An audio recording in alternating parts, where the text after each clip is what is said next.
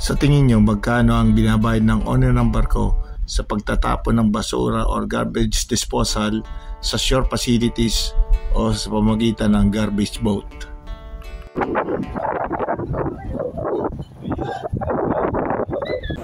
Ano-ano ang mga regulasyon na dapat sundin at sinusunod ng mga marino para mapangalagaan ang ating karagatan?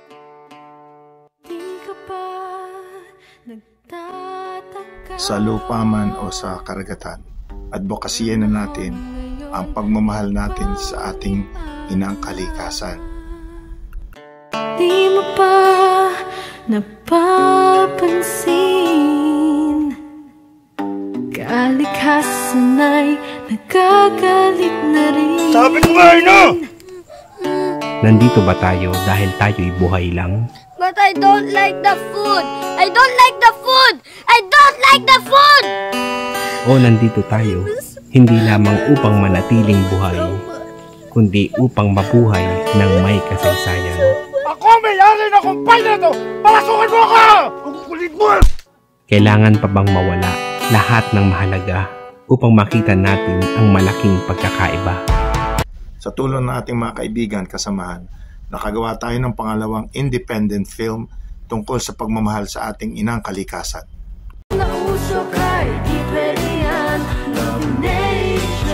At ito ay may endorsement galing sa DENR.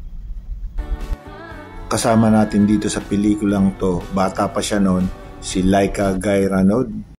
Siya ang grand champion, first winner sa The Voice Kids first season. Siya na siyang dalagita, singer at actress. On board may proper segregation ng garbage. At bawat company may kanya-kanyang color coding kung saan itatapon ng basura. Kaya may kanya-kanyang kulay ng container kung saan mo itatapon yung basura. Para sa kaalaman at alam ng mga kapwa natin seafarer na sa dagat ay bawal ang magtapon ng basura maliban sa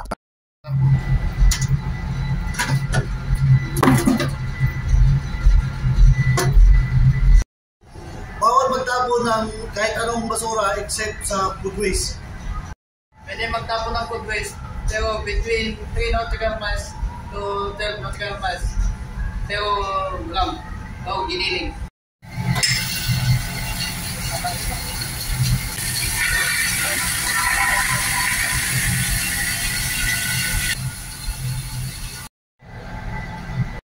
pwede nang hindi gilingin o i-ground ang food waste at itapon kung ang barko ay more than 12 miles from the nearest land. Bawal magtapon ng kahit anong basura, kahit food waste sa mga special areas. Garbage special areas are Mediterranean Sea, the Black Sea, Baltic Sea, the Red Sea, North Sea, Gulf area, Antarctic area south of 60 degrees south, and wider Caribbean region including the Gulf of Mexico and the Caribbean Sea. Sa ibang company, may bayad ang soft drinks at saka mineral water. Pero dito sa aming company, mabait ang aming owner, kaya libre ang soft drinks at saka mineral water. Kaya marami kaming plastic na garbage. Ganitong paraan ang ginagawa namin para hindi masyadong bulky ang plastic at mas okay ito kaysa kino-compress. Mali. Mas okay dito. Mas okay dito. Yan, Jer. 25, sir. 25. Sir.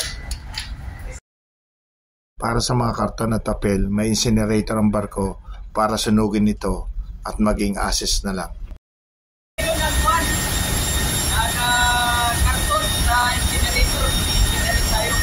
So, bago yan, traffic pagkain muna tayo.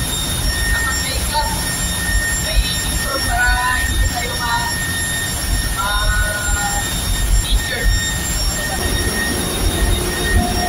Ito yung susunugin natin. Karton, bawal plastic dito, sunugin, bawal plastic.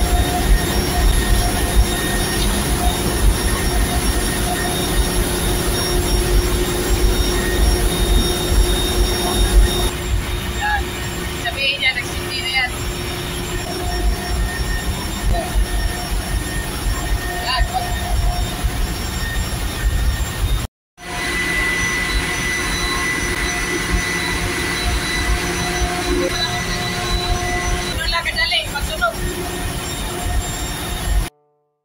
Napaka-importante din on board ang safety meeting o toolbox meeting para mapaalalahanan ng mga crew regarding safety. Kung mayroon din silang concern, masabi nila, at para ma-inform ko din sila sa latest buoys ng barko at iba pang impormasyon na kailangan iparating sa kanila. Lahat nag-admit sa dagat, maliban lang sa foodways. Ngayon yung foodways natin, mayroon din kategory. Kasama na rito ang proper segregation of garbage. Bago kami makapag-dispose ng basura sa shore facilities, kailangan magpaalam muna sa office at i-atas namin yung amount na aming i-dispose ng basura sa shore. Tapos itatanong naman natin sa agent kung magkano yung magiging cost o halaga ng pagbababa ng basura.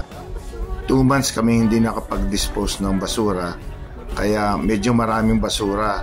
Donated garbage to land, plastic 9.0 cubic meters, bottle and cans 0.60 cubic meters, oily rags 0.040 cubic meters, used batteries, lamps 0.20 cubic meters, expired medicines 0.04 cubic meters, incinerator ash 0.20 cubic meters, and used cooking oil 0.04 cubic meters.